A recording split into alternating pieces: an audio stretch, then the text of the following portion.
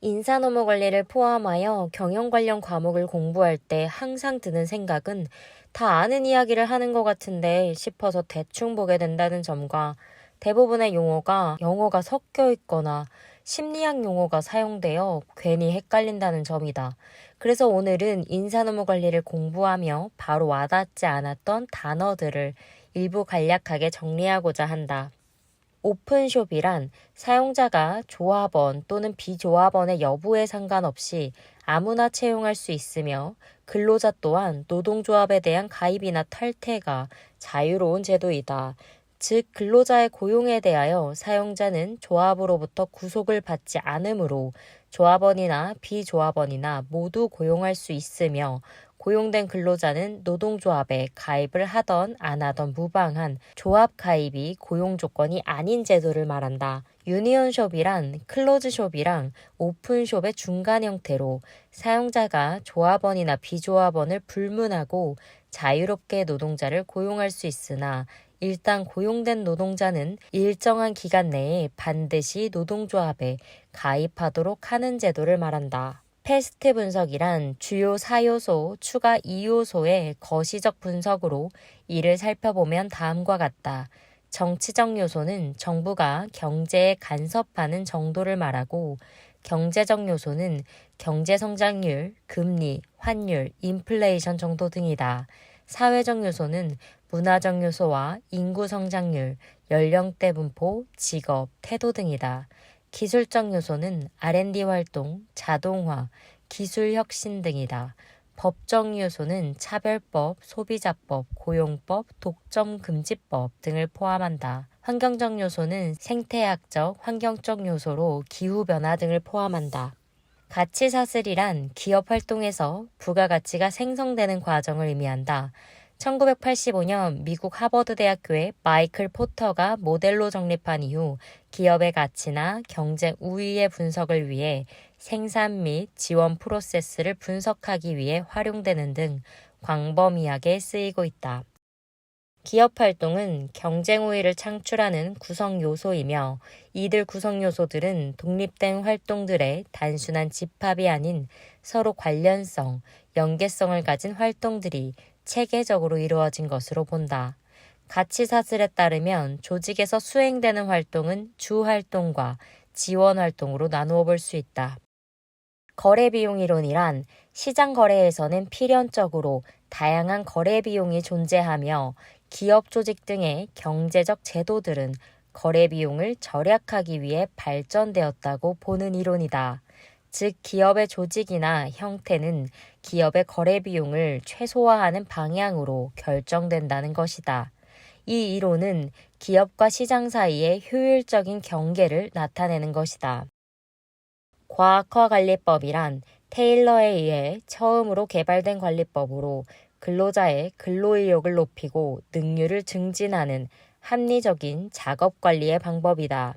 이를 테일러 시스템이라고도 한다. 작업 과정의 능률을 최고로 높이기 위하여 시간 연구와 동작 연구를 기초로 노동의 표준량을 정하고 임금을 작업량에 따라 지급하는 등 여러 가지로 합리적인 방법을 연구했다. 고성과 작업 시스템이란 기존의 테일러식 통제 중심 인적 자원 관리 방식에서 벗어나 구성원의 몰입과 참여를 통한 조직성과 향상에 초점을 둔 인적 자원 관리 시스템을 말한다.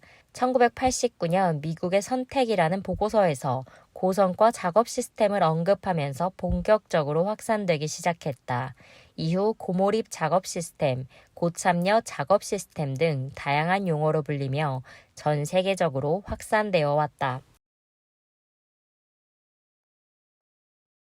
노동의 인간화란 근대 기업에서 기계적 생산이 이루어지고 경영 조직의 대규모화가 추진됨에 따라 노동의 인간 소외 현상이 나타나게 되었다. 컨베이어 시스템에서 노동자는 단순한 작업만을 반복하게 되고 주체성을 잃게 된다. 이와 같은 노동의 인간 소외에 의해 잃어버린 노동자의 인간으로서의 가치를 회복할 필요성을 느끼게 되어 노동의 인간화가 추진되었다. 그 시책으로는 노동자의 경영 참가, 직무의 확대, 자주관리, 작업 집단 등이 있다. 70-20-10 모델이란 찰스 제닝스와 요새 아레츠가 제시한 이론으로 인재 육성의 새로운 패러다임을 제시하였다. 조직의 성과와 개인의 성장에 영향을 미치는 학습은 70%가 일을 하는 과정에서 일어나며 20%는 다른 사람들과의 관계에서 그리고 단지 10%만이 공식적인 교육에서 일어난다는 이론이다. ASA 이론이란 벤자민 슈나이더 교수가 1987년에 발표한 것으로서 조직 문화가 구성원들의 성격에 의해 결정된다고 주장한 이론이다. 구체적으로 조직은 모집 과정에서 자신과 유사한 성격을 지닌 사람들을 유인하고 그러한 사람들을 선발하며 고용하여 조직 내 공유되는 가치와 부합되지 않는 사람들을 퇴출시킴으로써 결국 유사한 성격과 가치관을 지닌 사람들만 남아 이들만의 조직 문화가 형성된다는 내용이다. 다운사이징이란 기업 규모를 축소하거나 감원을 뜻하는 구조조정 중에 하나를 말한다. 흑자를 내기 위해 기구를 축소하고 폐쇄하거나 단순화하는 등 단기적인 전략이 아닌 장기적인 경영 전략이다. 다운사이징을 통해 기업은 비생산적인 사업 부문을 수익성이 높은 사업으로 전환할 수 있다. 하지만 다운사이징을 통해 직원들의 사기가 저하되고 생산성이 떨어지는 등의 부작용은 있을 수 있다. 델파의 기법이란 적절한 해답이 알려져 있지 않거나 일정한 합의점에 도달하지 못한 문제에 대하여 다수의 전문가를 대상으로 설문조사나 우편조사를 통해 수차례에 걸쳐 피드백을 하면서 그들의 의견을 수렴하고 집단적 합의를 도출해내는 조사 방법이다. BPR이란 비즈니스 프로세스 리엔지니어링의 약자로 비용, 품질, 서비스, 속도와 같은 핵심적 부분에서 극적인 성과를 이루기 위해 기업 업무 프로세스를 기본적으로 다시 생각하고 근본적으로 재설계하는 것이다. BPR은 모든 부분에 걸쳐 개혁을 하는 것이 아니라 중요한 비즈니스 프로세스들, 즉 핵심 프로세스를 선택하여 그것들을 중점으로 개혁해 나가는 것이다. 평가센터법이란 실제 업무 역량을 살펴볼 수 있는 다양한 과제들을 통해 피평가자들의 관찰된 행동을 훈련받은 다수의 평가자들이 평가하는 역량 측정 방식이다. 가혹화 경향이란 평가 과정에서 나타나는 오류 가운데 하나로 고과자가 피고과자의 능력 및 성과를 실제보다 의도적으로 낮게 평가한 경우를 말한다.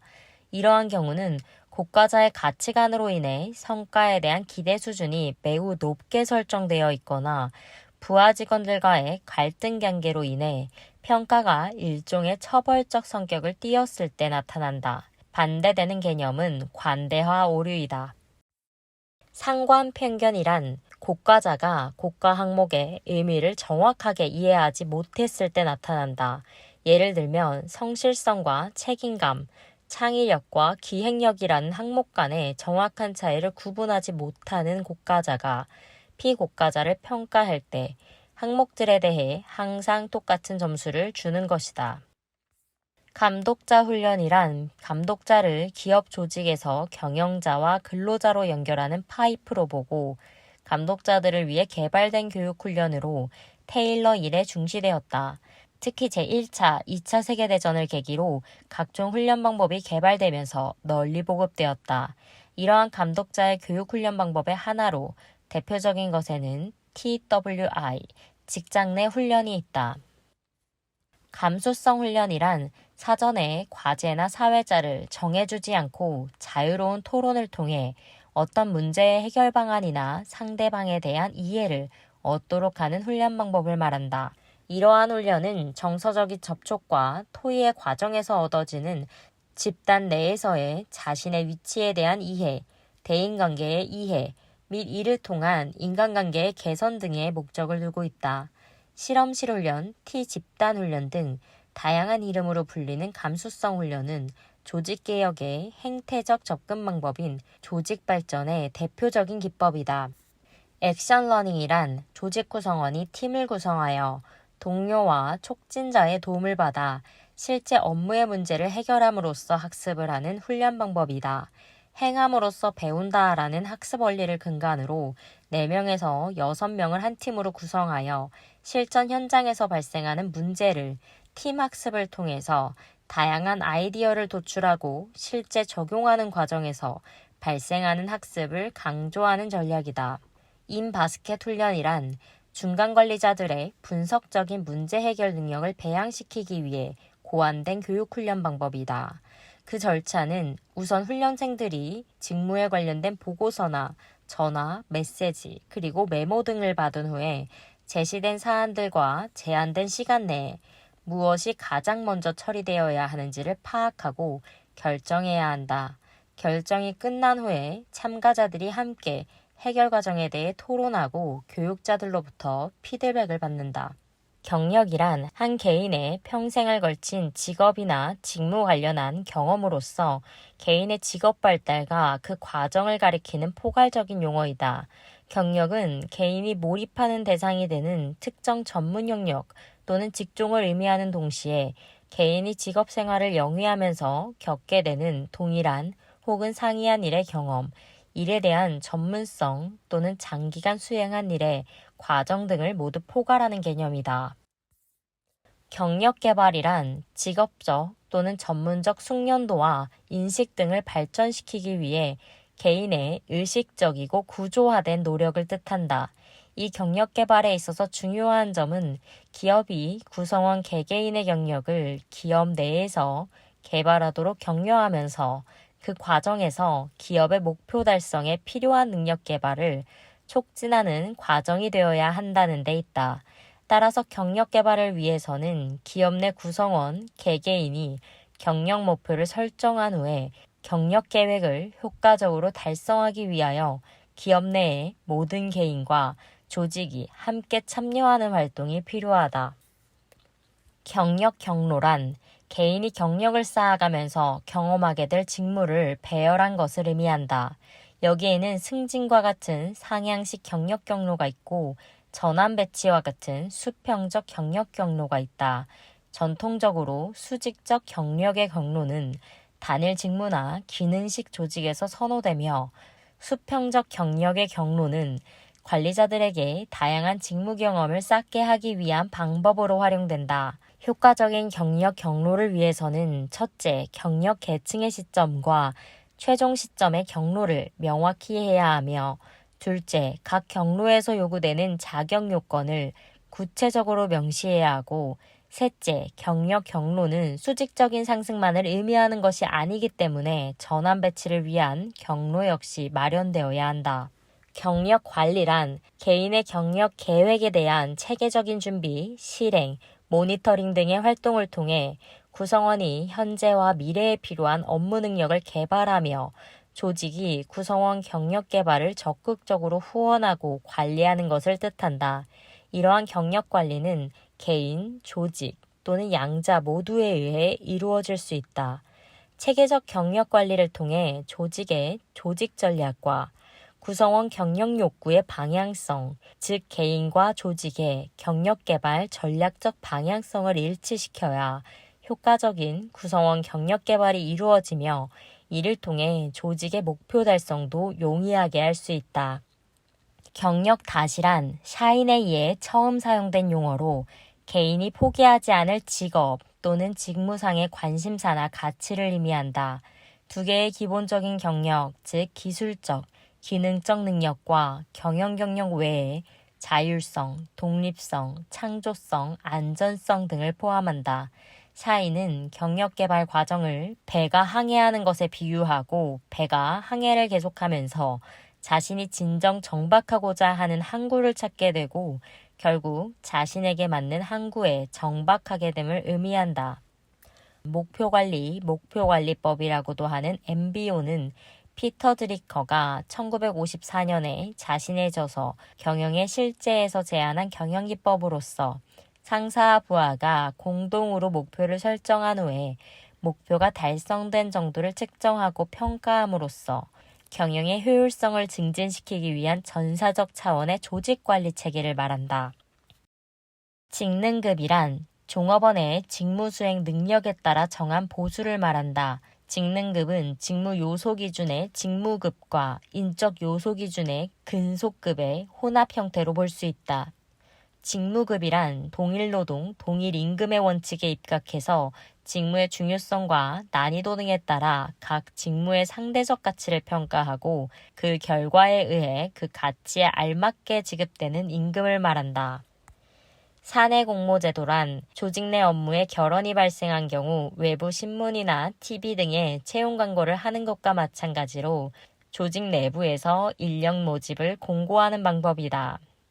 임파워먼트란 리더가 업무 수행에 필요한 책임과 권한, 자원에 대한 통제력 등을 부하에게 배분하거나 공유하는 과정이다.